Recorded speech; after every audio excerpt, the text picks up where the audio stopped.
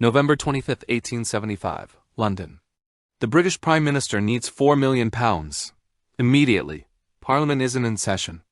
Banks are closed. The deal expires in hours. One phone call. Baron Lionel de Rothschild answers. How much do you need? £4 million. A pause. You shall have it. No paperwork. No security, no contract. Just a gentleman's agreement. Within hours, Britain controlled the Suez Canal, the gateway to India, the most strategic waterway on Earth. One family. One phone call. One empire saved. This is the story of the Rothschilds. The banking dynasty that financed Napoleon's enemies, paid off France's war debts, built Europe's railways, and became so powerful that kings borrowed from them. And so feared that conspiracy theories still swirl 200 years later. 5 brothers, 5 countries. One network that changed the world. Visual, Frankfurt ghetto, coin trading, Meyer-Amschel portrait, narration. 1744, Frankfurt, Germany. The Jewish ghetto. Meyer-Amschel Rothschild is born into a world of restrictions. Jews couldn't own land, couldn't enter most professions, were confined to the ghetto after dark. The family name, Rothschild, came from the red shield on their ancestors' house. Meyer was destined for the rabbinate.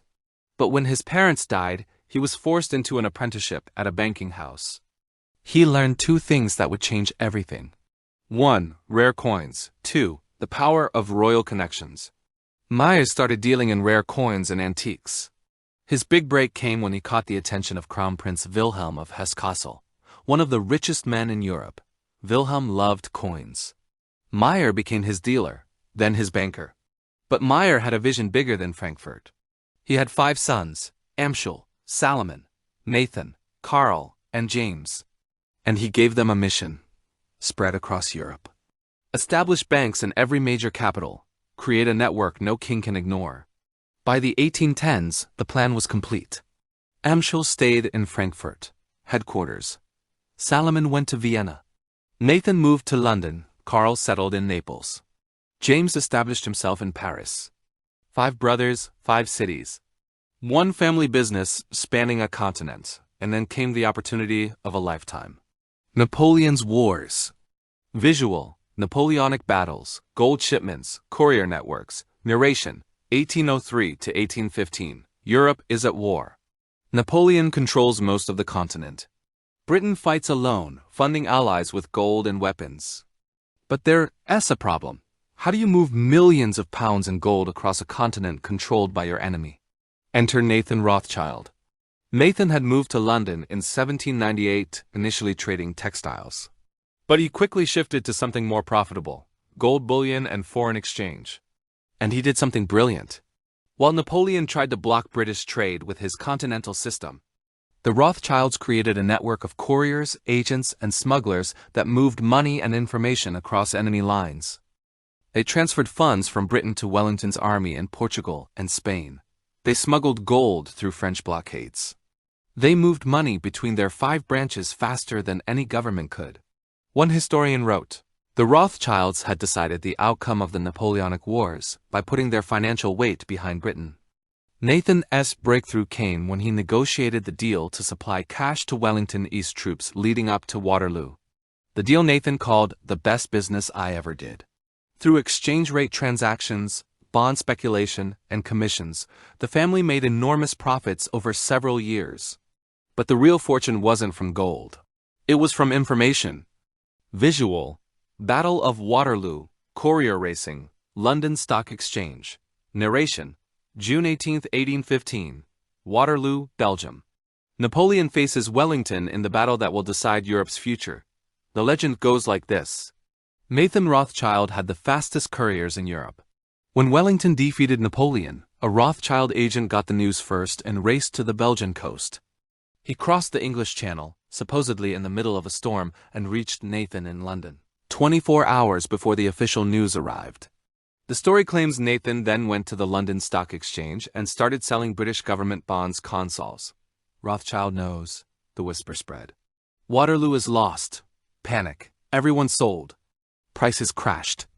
Then, at the last second, Nathan bought everything at rock-bottom prices. When the real news arrived, Wellington had won. Prices soared. Nathan supposedly made 20 million francs in a single day. It's a hell of a story. And it's almost completely false. Modern historians, including Niall Ferguson, have debunked this. The Rothschild couriers did get the news first, yes. But Nathan didn't manipulate the market. In fact, the family had been betting on a long war and actually lost money in the short term when Napoleon was defeated so quickly. But here's what's true. The family's information network was real. Their speed gave them an edge.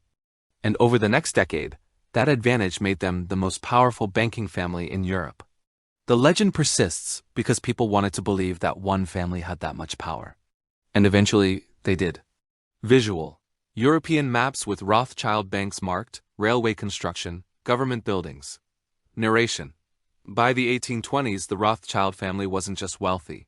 They were essential. Governments needed money. The Rothschilds had it. Want to fight a war? Borrow from the Rothschilds. Want to build railways? The Rothschilds will finance it. Need to pay war reparations? The Rothschilds have a plan. In the 1870s, they loaned money to France to pay war indemnities after losing to Prussia. In 1875, as we opened, Lionel de Rothschild loaned Britain £4 million on a gentleman's agreement to secure the Suez Canal shares. Let that sink in.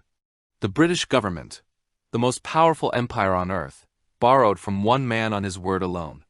The transaction took place because Prime Minister Benjamin Disraeli was a close personal friend of Lionel. When the opportunity arose to buy Egypt's shares in the canal, Parliament wasn't in session, so Disraeli called Lionel. The money was advanced, the shares purchased, repaid in 5 months. Britain now controlled 44% of the Suez Canal, the gateway to India. All because one family could command £4 million in hours. But it wasn't just government loans. The Rothschilds transformed Europe. Railways. They financed railway construction across Britain, France, Austria, Belgium, Italy. Railways that powered the Industrial Revolution. Mining. They acquired Rio Tinto copper mines in Spain. By 1905, they owned over 30% of it. Diamonds.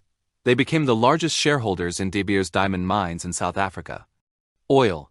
They held major positions in global oil trade. Israel.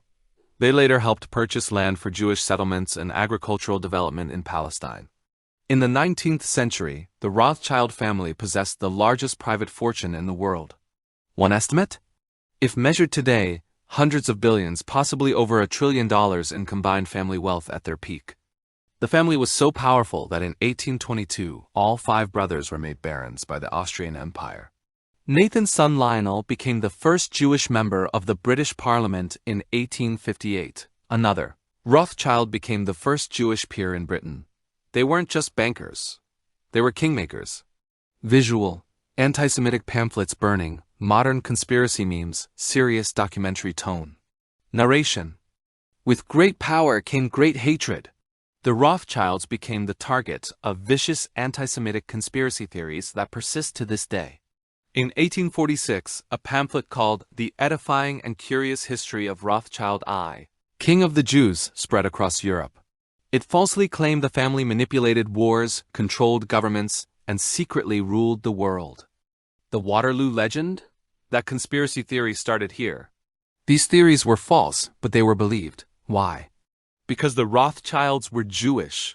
Because they were successful. Because people needed someone to blame for economic upheaval. Let's be clear, the Rothschilds were not puppet masters controlling the world. They were bankers. Very successful bankers who financed governments and invested in industries. Did they have influence? Absolutely. Did they control the world? No. Historian Niall Ferguson put it perfectly. Without wars, 19th century states would have little need to issue bonds. By the middle of the 19th century, the Rothschilds had evolved from traders into fund managers. Now having made their money, they stood to lose more than they gained from conflict. The family didn't want wars. Wars were bad for business once you're already rich. But the conspiracy theories never died. They mutated. They spread. And they remain a stain on history, used by antisemites to this day. Visual. Modern banks, philanthropic works, family estates, transition to present. Narration. So what happened to the Rothschilds? The family's banking hegemony was broken by the late 1800s as joint stock banks rose to challenge them. World War II devastated the Austrian branch, seized by the Nazis. The 20th century saw the family's wealth divided among hundreds of descendants. But they didn't disappear. Today, the British and French branches are still in banking. In 2003, they merged, reuniting the family business for the first time in nearly 200 years. The family's assets now span financial services, real estate, mining, energy, winemaking. Chateau Mouton Rothschild produces some of the world's finest wines. Waddesdon Manor in England is a masterpiece of architecture. And the family remains deeply philanthropic, funding hospitals, schools, scientific research, and the arts. But here's the real legacy: the Rothschilds pioneered international banking. They proved that a network of trusted partners across borders could move money faster and more efficiently than any government. They showed that information is power. They demonstrated that private capital could rival state power. Modern investment banking, government bonds, international finance. The Rothschilds helped invent it all. The lesson? One family, starting from a Frankfurt ghetto, built a financial empire by being smarter, faster, and more connected than anyone else. They financed kings. They shaped nations. They changed Europe. And they did it not through conquest, but through credit.